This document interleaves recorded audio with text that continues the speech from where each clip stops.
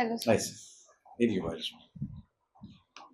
Sir, history sources ne kuriche questions ചോദിക്കാറുണ്ടല്ലോ. അപ്പോൾ അതിനെ കുറിച്ച് ഒന്ന് ബ്രീഫ് ചെയ്യാം. Fine. Sources actually നമുക്കറിയാം എല്ലാ വർഷവും UPSC sources റിലേറ്റ് ചെയ്യുന്ന ക്വസ്റ്റ്യൻസ് ചോദിക്കാറുണ്ട്. ഇപ്പോൾ യു പ്രിപ്പയർ ദിസ് ഡിഫറെൻറ്റ് സോഴ്സിൻ്റെ ഒരു കമ്പൈലേഷൻ. ഈ സോഴ്സസ് എന്ന് പറയുമ്പോൾ ഇപ്പോൾ നമുക്കറിയാം സംഘം ലിറ്ററേച്ചർ ചോദിച്ചിട്ടുണ്ട്, അല്ലെങ്കിൽ ആൻഷ്യൻ്റ് സാൻസ്ക്രിറ്റ് ലിറ്ററേച്ചർ ചോദിച്ചിട്ടുണ്ട്. അതിൻ്റെ തീംസ് ചോദിക്കാം, അല്ലെങ്കിൽ അത് ഡീൽ ചെയ്യുന്ന സബ്ജക്റ്റ് എന്താണെന്ന് ചോദിക്കാം, ഓതേഴ്സ് ചോദിക്കാം, അല്ലെങ്കിൽ ബുദ്ധിസ്റ്റ് ജൈൻ ലിറ്ററേച്ചർ സ്ഥിരമായിട്ട് ഫ്രീക്വൻ്റ് ആയിട്ട് ചോദിക്കുന്ന ഒന്നാണ്. വേദിക് ലിറ്ററേച്ചറോ അതിൻ്റെ ക്ലാസിഫിക്കേഷൻസ് ഒക്കെ ചോദിക്കാറുണ്ട്. സോ നമ്മൾ വേദാസ് തൊട്ട് സ്റ്റാർട്ട് ചെയ്യാം. അപ്പോൾ വേദിക് ലിറ്ററേച്ചർ എന്ന് പറയുമ്പോൾ വേദാസ്, ഋഗ്വേദ സംഹിത, സമവേദ സംഹിത, യജുർവേദ സംഹിത, അഥർവവേദ സംഹിത. So Rigveda is dealing with that's collection of the hymns in praise of various gods. ശരിയല്ലേ? That is the oldest sacred text, oldest സംഹിത. അതിൽ നിന്നാണ് മോസ്റ്റ് ഓഫ് അതർ സംഹിതാസ് അല്ലെങ്കിൽ അതിൻ്റെ ഹീംസ് കടമെടുത്തിട്ടുള്ളത്. ഇനി സമവേദ എന്ന് പറയുമ്പോൾ it's knowledge of melodies. That is hymns are set in to tunes for purpose of singing why performing various sacrifices. Okay, ഈ യജുർവേദ സംഹിത എന്ന് പറയുന്നത് that's dealing with various formulas or these these rules, regulations regarding the sacrifices. So that's dealing with the formulas. Okay, then Atharva Veda is actually which is regarded as a work of non-Aryans, or Atharva Veda dealing with the magical spells and charms, etc., to ward off the diseases, evils, etc. About Rigveda Samhita, Samaveda Samhita, Yajurveda Samhita, Atharva Veda Samhita, these are regarded as the Samhitas. They are actually collection of the hymns and praise of gods. ഇനി അതിൻ്റെ താഴേക്ക് വരുമ്പോൾ next ഒരു division ബ്രഹ്മണാസ് ഉണ്ട്. ബ്രഹ്മണാസ് എന്ന് പറയുന്നത് ഈ ഹീംസിന്റെ prose version ആണ്. They explain these hymns, they explain the hymns in details. That explanatory portion is Brahmanas. Okay, ഈ ബ്രഹ്മണാസിന്റെ കൺക്ലൂഷൻ ആണ് അരണ്യകാസ് എന്ന് പറയുന്നത്, അല്ലെങ്കിൽ അതിനെ നമ്മൾ ഫോറസ്റ്റ് ബുക്സ് എന്ന് വിശേഷിപ്പിക്കുന്നു. Forest books they are dealing with philosophy. പക്ഷെ അരണ്യക എന്ന് പറയുന്ന ഫിലോസഫിന്റെ പ്രത്യേകത the philosophy of the rituals and sacrifices. Okay, അതിനുശേഷം ദർ ഈസ് ലൈക്ക് ഉപനിഷത്സ് അല്ലെങ്കിൽ Vedanta, end of the Vedas. Upanishads are purely philosophy dealing with the worldly affairs, or may be the philosophy part of the world. Okay, that dealing this transmigration of the soul, birth, death, cycle of the birth, death, etc. So that's the original philosophy dealing with the wisdom. No importance given to that rituals and sacrifices. About Vedas are the Samhitas, Brahmanas, Aranyakas, Upanishads. Other classifications is Radhikya. അത് നമ്മൾ പലപ്പോഴും UPSC അങ്ങോട്ടും ഇങ്ങോട്ടും തിരിച്ചു മറിച്ചിട്ട് ചോദിക്കുന്ന questions ആണ്. പിന്നെ വരുന്നത് ദർശനാസ് എന്ന് പറയുന്ന ഒരു കോൺസെപ്റ്റ്. ദർശനങ്ങൾ അല്ലെങ്കിൽ ദർശന എന്ന് പറയുന്നത് ഫിലോസഫിയാണ്. ഇപ്പൊ നമുക്കറിയാം, നമുക്ക് 6 ഓർത്തഡോക്സ് സ്കൂൾസ് ഓഫ് ഫിലോസഫി ഉണ്ട്, ശരിയല്ലേ? ഏതൊക്കെയാണ്? സംഖ്യ is the Yoga, Nyaya, Vaisheshika, Mimamsa, Vedanta. These are the 6 schools of orthodox philosophies. ആ സമയം അൺഓർത്തഡോക്സ് ഫിലോസഫിക്ക് എക്സാമ്പിൾ ആയിട്ട് നമുക്ക് ബുദ്ധിസം പറയാം, ജൈനിസം പറയാം, ചർവാക സ്കൂൾ പറയാം. അതൊക്കെ അൺഓർത്തഡോക്സ് ആണ്. അൺഓർത്തഡോക്സ് അല്ലെങ്കിൽ അജ്വിക ഫിലോസഫിക്ക് അൺഓർത്തഡോക്സ് ആണ്. ഹായ്, എൻ്റെ പേര് ഗോകുൽ കൃഷ്ണ. എനിക്ക് ഈ വർഷം സിവിൽ സർവീസ് എക്സാമിൽ 895 റാങ്ക് കരസ്ഥമാക്കാൻ കഴിഞ്ഞു. ഞാൻ ഈ ജേണിയിൽ വന്നിട്ട് ഏകദേശം 5 വർഷത്തോളമായി. ഈ സക്സസ് ജേണിയിൽ എൻ്റെ കൂടെ ഗാലൻ്റ് IASഉം ജസ്റ്റിൻ സാറും ഉണ്ടായിരുന്നു. ഞാൻ ഇത് പാസ്സായി കഴിഞ്ഞിട്ട് എന്നോട് കുറേ കുട്ടികളും പിന്നെ അഥവാ എൻ്റെ കൂട്ടുകാരും ചോദിക്കുകയുണ്ടായി, എങ്ങനെയാണ് ഇത് ക്ലിയർ ചെയ്യാൻ പറ്റണേന്ന്. ഇതൊരു സബ്ജക്റ്റീവ് ആയിട്ടുള്ള ഒരു കോൺസെപ്റ്റാണ്, എങ്ങനെയാണ് ക്ലിയർ ചെയ്യാൻ പറ്റണേന്ന്. പക്ഷേ ഇതിനൊരു ഒബ്ജക്റ്റീവ് ആയിട്ടുള്ള കാര്യം എന്താണെന്ന് വെച്ചാൽ ഇതിനൊരു ഷോർട്ട് കട്ട് ഇല്ല. സോ ഇതിൽ ഈ സ്റ്റേജസിൽ പ്രിലിംസ്, മെയിൻസ്, ഇൻ്റർവ്യൂവിൽ നമ്മുടെ പ്രശ്നങ്ങൾ മനസ്സിലാക്കി നമ്മൾ മുന്നോട്ട് പോയാൽ മാത്രമാണ് ഇതിൽ നമുക്ക് സക്സസ് നേടാനായിട്ട് കഴിയുള്ളൂ. ഇവിടെയാണ് ഒരു അക്കാഡമിയുടെ പങ്ക് വരുന്നത്. ഞാൻ പറയുന്നില്ല എല്ലാവരും അക്കാഡമിയിൽ പോയി ചേരണമെന്ന് ഞാൻ പറയില്ല. പക്ഷേ തുടക്കക്കാർക്കും പിന്നെ തെറ്റുകൾ മനസ്സിലാക്കാൻ പറ്റാത്തവർക്കും നമ്മുടെ കുറച്ച് പ്രശ്നങ്ങളുണ്ട്, അത് പിൻ പോയിന്റ് ചെയ്ത് മനസ്സിലാക്കാൻ പറ്റാത്തവർക്കും ഒരു ഇൻസ്റ്റിറ്റ്യൂഷൻ വളരെ ഇമ്പോർട്ടൻ്റ് ആണ്. ഇവിടെ I can promise you that Gallant IAS വളരെയധികം നല്ലൊരു എക്സ്പേർട്ട് പൂൾ ഓഫ് ഫാക്കൽറ്റീസിനെ പ്രൊവൈഡ് ചെയ്യുന്നുണ്ട്. നമ്മുടെ പ്രിലിംസും മെയിൻസും ഇൻ്റർവ്യൂസിനൊക്കെ അവർ സപ്പോർട്ട് ചെയ്യുന്നുണ്ട്. ലാസ്റ്റ് ഫ്യൂ ഇയേഴ്സ് നോക്കുകയാണെങ്കിൽ കുറേ അധികം സ്റ്റുഡൻസിനെ ഗാലൻ്റ് IAS സക്സസ്സിൽ എത്തിക്കാനായിട്ട് സാധിച്ചിട്ടുണ്ട്. Thank you. അപ്പം orthodox schools of philosophy, 6 orthodox schools of philosophy ഉണ്ട്. അത് ഏതൊക്കെയാണ്? Samkhya, Nyaya, Yoga, Vaisheshika, Mimamsa, Vedanta. These are the 6 schools of orthodox schools of philosophy. അതിൽ സംഖ്യ school of philosophy that is attributed to Kapila sage. Samkhya school is the oldest school of orthodox philosophy. Samkhya school of philosophy വിശ്വസിക്കുന്ന രണ്ട് ഡ്യൂലിസ്റ്റിക് realities, പുരുഷ പ്രകൃതി. Okay, പുരുഷ and പുരുഷ പ്രകൃതി എന്നുള്ള ഈ ഡ്യൂലിസ്റ്റിക് റിയാലിറ്റീസിൽ വിശ്വസിക്കുന്നു. സംഖ്യയിൽ പറയുന്നത് എന്താണെന്ന് വെച്ച് കഴിഞ്ഞാൽ like ultimate knowledge about the or self knowledge is required for salvation. ഇനി നമ്മൾ യോഗയിലേക്ക് വരുമ്പോൾ it is attributed to Patanjali sage and yoga philosophy sage yogic practices, meditation, those asanas or maybe those yogic practices required for salvation. Okay, that also believes in this what is called the Purusha Prakriti elements, or dualistic realities. Then Nyaya, that believes, that is by Gautama sage, that believes in this logical reasoning or analytical thinking. Such things are required for salvation. Okay, that is real knowledge is required for, through this only real knowledge is delivered. Okay, so that the real knowledge is required for salvation. Vaisheshika is an ancient Indian physics. I mean, all these materialistic things, and the basic element in the atom, everything is made up of these atoms. Okay, ആറ്റത്തിന് like ഈ പറയുന്ന വിശിഷ്യ power കൊടുക്കുന്ന അല്ലെങ്കിൽ അതിന് intelligence കൊടുക്കുന്നത് അല്ലെങ്കിൽ അതിന് കഴിവ് കൊടുക്കുന്നത് ഒരു ഇറ്റ്സ് ഒരു ദൈവമാണെന്ന് വിശ്വസിക്കുന്നു. So Vaisheshika is ancient Indian physics that believes everything is made up of atoms. Okay, then again the other Kannada sage ആണ് അതിന്റെ എന്താ പറയാ ഉപജ്ഞാതാവ് എന്ന് പറയുന്നത്. Then Mimamsa school എന്ന് പറയുന്നത് Gemini sage ആണ്. Mimamsa school believes Vedic authority is required for salvation. You should have unquestionable faith in the Vedic authority. വേദാന്തയിലേക്ക് പോകുമ്പോൾ നമുക്കറിയാം വേദാന്തയ്ക്ക് ഒരുപാട് ഡിവിഷൻസ് ഉണ്ട്. അദ്വൈത ലൈക്ക് ശങ്കരാചാര്യന്റെ philosophy, Ramanujacharya philosophy. So Vedanta is, what is that?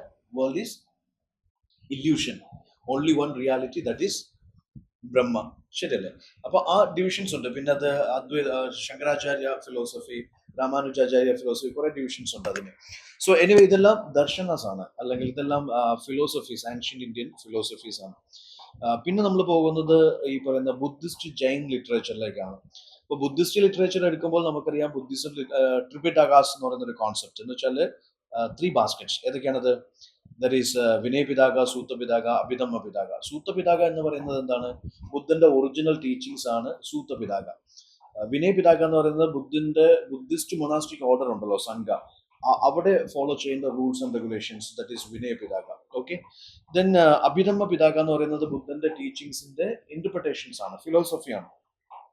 ഈ അഭിധമ്മ പിതാകയിലാണ് നമ്മൾ ദിഘനികായ, മഞ്ജിമ നികായ, അങ്കുഠാര നികായ. ഈ അങ്കുഠാര നികായയിലാണ് 16 മഹാജൻപദാസിനെ കുറിച്ച് പ്രതിപാദിക്കുന്നത്. അപ്പൊ ദിഘനികായ, മഞ്ജിമ നികായ, അങ്കുഠാര നികായ എന്നൊക്കെ പറയുന്ന അഭിധമ്മേന്റെ വകഭേദങ്ങളാണ്. അത് അഭിധമ്മ എന്ന് പറയുന്നത് ബുദ്ധന്റെ ടീച്ചിങ്സിന്റെ ഇന്റർപ്രിട്ടേഷൻ, ഫിലോസഫി പാർട്ട്. അതുപോലെ മിലിന്ദ പാനോ എന്ന് പറയുന്ന ഒരു നോൺ കാനോനിക്കൽ ബുദ്ധിസ്റ്റ് ടെസ്റ്റ് ഉണ്ട്. അത് ഈ ഇൻഡോ ഗ്രീക്ക് റൂളർ ആയിട്ടുള്ള മിനാണ്ടർ അല്ലെങ്കിൽ മിലിന്ദ, ബുദ്ധിസ്റ്റ് സെയിന്റ് ആയിട്ടുള്ള നാഗസേനയും തമ്മിലുള്ള കോൺവെർസേഷൻ ആണ് മിലിന്ദ പാനോ. അതൊരു ബുദ്ധിസ്റ്റ് നോൺ കാനോനിക്കൽ ടെസ്റ്റിന്റെ എക്സാമ്പിൾ ആണ്, അല്ലെങ്കിൽ ബുദ്ധന്റെ ടീച്ചിങ്സിന്റെ ഇന്റർപ്രിട്ടേഷൻസ് കമ്പൈലേഷന്റെ ഒരു എക്സാമ്പിൾ ആണ്. ദിവവംശ മഹാവംശ എന്ന് പറയുന്നത് സിനോണിസ് ക്രോണിക്കിൾസ് ആണ്. അവിടെ ശ്രീലങ്കയിലെ റൂളേഴ്സ് അവര് ബുദ്ധിസം പാട്രണൈസ് ചെയ്തതും അതിനെ പരിപോഷിപ്പിച്ചതിനെ കുറിച്ചൊക്കെ പ്രതിപാദിക്കുന്നു. ദിവവംശ മഹാവംശ. അതുപോലെ മറ്റൊരു നോൺ കാനോനിക്കൽ ടെസ്റ്റ് ആയിട്ട് ജാതക ടൈൽസ്, ബുദ്ധന്റെ ഡിഫറെന്റ് ഇൻകാർണേഷൻസിനെ കുറിച്ച് പ്രതിപാദിക്കുന്ന ജാതക ടൈൽസ്. ഓക്കെ, അപ്പൊ ഇതൊക്കെ ബുദ്ധിസ്റ്റ് ലിറ്ററേച്ചർ ആണ്. ബുദ്ധിസ്റ്റ് സാൻസ്ക്രിറ്റ് ലിറ്ററേച്ചറിന് എക്സാമ്പിൾ ആണ് നമ്മുടെ ബുദ്ധചരിത, അല്ലെങ്കിൽ സൂത്ര അലങ്കാർ, അല്ലെങ്കിൽ വജ്രസൂചി. ഇതൊക്കെ ബുദ്ധിസ്റ്റ് സാൻസ്ക്രിറ്റ് ലിറ്ററേച്ചർ ആണ്. അത് അശ്വഘോഷ, നമുക്കറിയാം ബുദ്ധചരിത രചിച്ചത് അശ്വഘോഷനാണ്. നമ്മുടെ 4th ബുദ്ധിസ്റ്റ് കൗൺസിലിന്റെ ഡെപ്യൂട്ടി ചെയർമാൻ ആയിരുന്നു. ശരിയല്ല, വസുമിത്രന്റെ ഡെപ്യൂട്ടി ചെയർമാൻ ആയിരുന്നു. അപ്പൊ ബുദ്ധചരിതം, സൂത്രാലങ്കാരം, അല്ലെങ്കിൽ ഈ വജ്രസൂചി എന്നൊക്കെ പറയുന്നത് ബുദ്ധിസ്റ്റ് സാൻസ്ക്രിറ്റ് ലിറ്ററേച്ചർ ആണ്, അശ്വഘോഷൻ എഴുതിയതാണ്. ഓക്കെ, അപ്പൊ അത് ശ്രദ്ധിക്കുക. പിന്നെ ഇവിടെ ഉള്ളത് ജൈൻ ലിറ്ററേച്ചറിനെ കുറിച്ചാണ് ഭാഗ്യലക്ഷ്മി പറഞ്ഞിരിക്കുന്നത്. ജൈൻ ലിറ്ററേച്ചർ എന്ന് പറയുന്നത് അർദ്ധമഗധി സ്ക്രിപ്റ്റിലാണ് രചിച്ചിരിക്കുന്നത്. അങ്കാസും ഉപാങ്കാസായിട്ടും കാനോനിക്കലും നോൺ കാനോനിക്കലും ആയിട്ട് അതിനെ ഡിവൈഡ് ചെയ്തിട്ടുണ്ട്. ഈ പരിശിഷ്ട പർവൻ അല്ലെങ്കിൽ ത്രിഷഷ്ടി ശലക, ഇതൊക്കെ ജൈൻ ലിറ്ററേച്ചറിന്റെ എക്സാമ്പിൾസ് ആണ്. കൂടുതൽ നമ്മൾ ഡീറ്റെയിൽ ആയിട്ട് ക്ലാസ്സസിൽ കവർ ചെയ്തിട്ടുണ്ട്. അപ്പൊ ആ ക്ലാസിഫിക്കേഷൻസ് ഒന്ന് നോക്കിയാൽ മതി. പിന്നെ സെക്കുലർ ലിറ്ററേച്ചർ എന്ന് പറയുമ്പോൾ ആൻഷ്യന്റ് ഇന്ത്യയിലെ സെക്കുലർ ലിറ്ററേച്ചറിന് നമുക്ക് കാണാൻ പറ്റും. ഓക്കെ, അർത്ഥശാസ്ത്ര ഓഫ് കോഴ്സ് ഒരുപാട് ക്വസ്റ്റ്യൻസ് സ്ഥിരം ചോദിക്കുന്ന ഒരു ഏരിയയാണ്. അർത്ഥശാസ്ത്ര കൗടില്യ അർത്ഥശാസ്ത്ര അതൊരു treatise on public administration, Mauryan economy polity, അല്ലെങ്കിൽ various like code of conduct, ഒരുപാട് കാര്യങ്ങൾ ഡീൽ ചെയ്യുന്ന ഒരു സംഭവമാണ് ഈ അർത്ഥശാസ്ത്രം. ഓക്കെ, അതിൽ സ്ലേവറി സിസ്റ്റത്തെ കുറിച്ചൊരു ക്വസ്റ്റ്യൻ ഉണ്ടായിരുന്നു റീസെന്റ് നമ്മൾ കണ്ടത്. മുദ്രരക്ഷസ എന്ന് പറയുന്ന വിശാഖദത്തിന്റെ വർക്കാണ്. മുദ്രരക്ഷസ ഡീൽ ചെയ്യുന്നത് നന്ദാസിനെ ഘട്ടം ഘട്ടമായിട്ട് ഡിസ്ട്രോയ് ചെയ്ത് ചന്ദ്രഗുപ്ത മൗര്യൻ എങ്ങനെയാണ് അധികാരത്തിൽ വന്നത്. Okay, so that is Mudrarakshasa, അതിൽ ഡീൽ ചെയ്യുന്നു. അഷ്ടദയി എന്ന് പറയുന്ന പന്നിന്റെ ഗ്രാമർ വർക്കാണ്. Okay, also it gives socio economic കണ്ടീഷൻസിനെ കുറിച്ചുള്ള ഐഡിയ നമുക്ക് തരുന്നുണ്ട്. So coming to Malavika Agnimitram. Malavika Agnimitram എന്ന് പറയുന്നത് നമുക്കറിയാം, അത് ഡീൽ ചെയ്യുന്നത് it's a fight between these Yavanas and these Pushyamitra Sunga. അപ്പോൾ ഈ സംഘ ഷാഗാസ് എന്നൊക്കെ പറയുന്നത്, അല്ലെങ്കിൽ കുഷാനാസ് എന്നൊക്കെ പറയുന്നത് ഗുപ്ത കാലഘട്ടത്തിന് മുമ്പുള്ള റൂളിംഗ് ഡിനാസ്റ്റീസ് ആണ്, അല്ലെങ്കിൽ മൗര്യൻസിന് ശേഷമുള്ള സെൻട്രൽ ഏഷ്യൻ ഇൻവേഡേഴ്സ് ആണ്. They establish their kingdoms here, ruled over India. Okay, so in different parts of India they established. So അവിടെ മാളവിക അഗ്നിമിത്രം എന്ന് പറയുന്നത്, ഈവൻ ദോ അതിന്റെ കോണ്ടസ്റ്റ് എന്ന് പറയുന്നത് ഈ പ്രീ ഗുപ്ത കാലഘട്ടമാണെങ്കിലും എഴുതപ്പെട്ടത് അതിനുശേഷമാണ്. അപ്പൊ അതിൽ പ്രധാനപ്പെട്ട ഒരു വിഷയം എന്ന് പറയുന്നത് അഗ്നിമിത്ര, അതായത് പുഷ്യമിത്രന്റെ മകനായിട്ടുള്ള അഗ്നിമിത്രനും അഗ്നിമിത്രനെ ചുറ്റി അതിൽ പ്രധാനപ്പെട്ട ഒരു കഥാപാത്രം അഗ്നിമിത്രനാണ്. ഈ ഒരു വർക്കിൽ ഈ പറയുന്ന എന്താ പറയുക, സോഷ്യോ എക്കണോമിക് കണ്ടീഷൻസിനെ കുറിച്ച്, ആ കാലഘട്ടത്തിന്റെ സോഷ്യോ എക്കണോമിക് കണ്ടീഷൻസിനെ കുറിച്ച് പ്രതിപാദിക്കുന്നുണ്ട്. പറഞ്ഞതുപോലെ പുഷ്യമിത്ര സംഘൻ, അത് സംഘ അല്ലെങ്കിൽ സുംഗ ഡിനാസ്റ്റിന്റെ ഫൗണ്ടർ ആയിട്ടുള്ള പുഷ്യമിത്ര സംഘനും അദ്ദേഹത്തിന്റെ യവനാസുമായിട്ടുള്ള ഫൈറ്റിനെ കുറിച്ചൊക്കെ ഇതിൽ പ്രതിപാദിക്കുന്നുണ്ട്. അപ്പം മാളവിക അഗ്നിമിത്രം ഒരു എന്താ പറയാ, ആ കാലഘട്ടത്തിലെ ഒരു സെക്കുലർ ലിറ്ററേച്ചറിന്റെ ഒരു എക്സാമ്പിൾ ആണ്. ദേവി ചന്ദ്രഗുപ്തം എന്ന് പറയുന്നത് വിശാഖദത്തിന്റെ വർക്കാണ്. അത് ചന്ദ്രഗുപ്ത സെക്കൻഡ് അധികാരത്തിലേറിയതിനെ കുറിച്ച് അതിൽ പ്രതിപാദിക്കുന്നു. ഇനി അതുപോലെ തന്നെ നാഗനന്ദ, പ്രിയദർശിക ആൻഡ് ദീസ് രത്നാവലി എന്നൊക്കെ പറഞ്ഞ ഹർഷവർദ്ധനന്റെ പ്രധാനപ്പെട്ട കൃതികളാണ്. ഈ ഹർഷചരിത ബാണഭട്ട എഴുതിയ ഹർഷവർദ്ധനെ കുറിച്ച് പ്രതിപാദിക്കുന്ന ബയോഗ്രാഫിയാണ്. ഇതൊക്കെ സെക്കുലർ ലിറ്ററേച്ചറിന്റെ എക്സാമ്പിൾസ് ആണ്.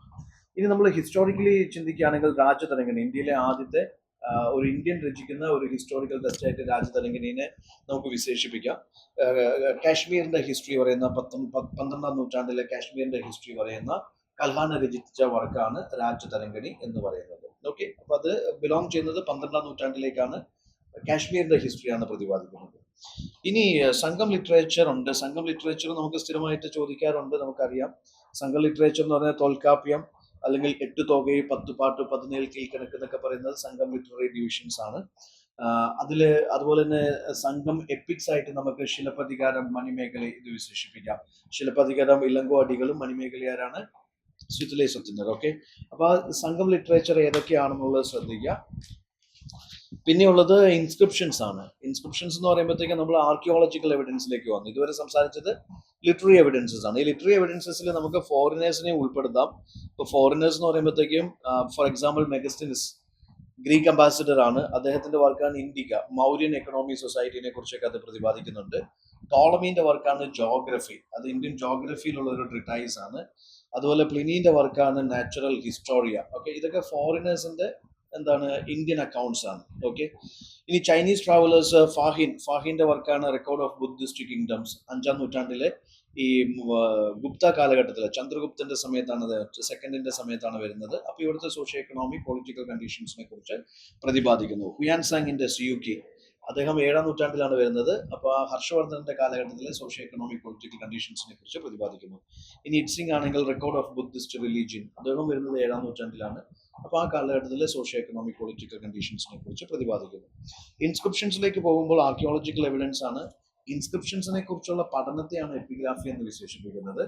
ഇൻസ്ക്രിപ്ഷൻസിൽ ഉപയോഗിച്ചിരിക്കുന്ന സ്ക്രിപ്റ്റിനെ കുറിച്ചുള്ള പഠനമാണ് പാലിയോഗ്രാഫി എന്ന് പറയുന്നത്. ഈ 2 കോൺസെപ്റ്റ്സും ക്ലിയർ ആയിരിക്കണം. ഓക്കെ, നൗ ഇൻസ്ക്രിപ്ഷൻസിൽ വളരെ പ്രധാനപ്പെട്ട ഇൻസ്ക്രിപ്ഷൻസ് അങ്ങോട്ടും ഇങ്ങോട്ടും മാറ്റി മറിച്ച് UPSC ചോദിക്കാറുണ്ട്. ജുനാഗഡ് ഇൻസ്ക്രിപ്ഷൻസ് രുദ്രദമന്റെ ആണ്. Rudradaman means dealing with Rudradaman ഷഗ ruler. അത് സുദർശന ലേക്ക് റിപ്പയർമെന്റും അങ്ങനെയുള്ള അദ്ദേഹത്തിന്റെ അഡ്മിനിസ്ട്രേഷനെ കുറിച്ചൊക്കെ ജുനാഗഡ് റോക്ക് ഇൻസ്ക്രിപ്ഷൻസിൽ പ്രതിപാദിക്കുന്നുണ്ട്. അലഹബാദ് ഇൻസ്ക്രിപ്ഷൻസ് എന്ന് പറയുമ്പോഴത്തേക്കും പെട്ടെന്ന് മൈൻഡിലേക്ക് ഓടിയെത്തുന്ന ആൾ എന്ന് പറയുന്നത് സമുദ്രഗുപ്തനാണ്. ശരിയല്ലേ? ഐഹോൾ ഇൻസ്ക്രിപ്ഷൻസ് എന്ന് പറയുമ്പോൾ അതാരാണ്? Aihole is Pulakeshin second. Okay, പുള്ളി ഹർഷവർദ്ധനും തമ്മിലുള്ള ഫൈറ്റ് കാര്യങ്ങളൊക്കെ. So Aihole is Pulakeshin second. Hathigumpha inscriptions എന്ന് പറയുമ്പോൾ Chedi dynasty ruler Kalinga ruler, Kharavela. Okay, Nasik inscriptions like Gaudami Putra Surakarni, that is the Shatavahanasane Kurchuladana, Nasik inscriptions. Maharuli Iron Pillar inscriptions are another Chandragupta II, Vikramaditya, Gupta ruler. Then Bitari stone inscriptions is about Skanda Gupta. Okay, we want inscriptions, Uttarameru inscriptions are in the number Imperial Cholas and the local administration, local self-government. അപ്പോൾ ഈ inscriptions ഏതെല്ലാമാണ്, ആരെക്കുറിച്ച് എന്തിനെക്കുറിച്ച് പ്രതിപാദിക്കുന്നു, ഏത് കാലഘട്ടത്തിലെയാണ് എന്നുള്ളത് നമ്മൾ cover ചെയ്തിരിക്കണം. Okay, so ഇത്രയും clear ആയോ? Clear ആയി. Okay, so ഈ ഇങ്ങനെ ഒരു ലിസ്റ്റ് ഉണ്ടാക്കി ചെയ്യാൻ പറ്റുവാണെങ്കിൽ that would be much better. For example, Buddhist Jain literature, you prepare a flow chart for that. Vedic literature, then Sangam literature, secular literature of ancient India, the foreigners accounts. Okay, അതുപോലെ തന്നെ ഈ പറഞ്ഞ നമ്മുടെ historical works of ancient medieval India. അപ്പൊ അങ്ങനെ divisions ചെയ്ത് അത് പഠിക്കാൻ പറ്റുവാണെങ്കിൽ നമുക്ക് കുറെ കൂടി ഈസി ആയിട്ട് ഈ ലിറ്റററി സോഴ്സസും ആർക്കിയോളജിക്കൽ സോഴ്സസ് ഒക്കെ നമുക്ക് കവർ ചെയ്യാൻ പറ്റും. കാരണം ഇപ്പൊ അതിന് പ്രാധാന്യമുണ്ട്, അത് ബേസ് ചെയ്ത് ഒരുപാട് ക്വസ്റ്റ്യൻസ് ചോദിക്കാറുണ്ട്. Okay, thank you sir.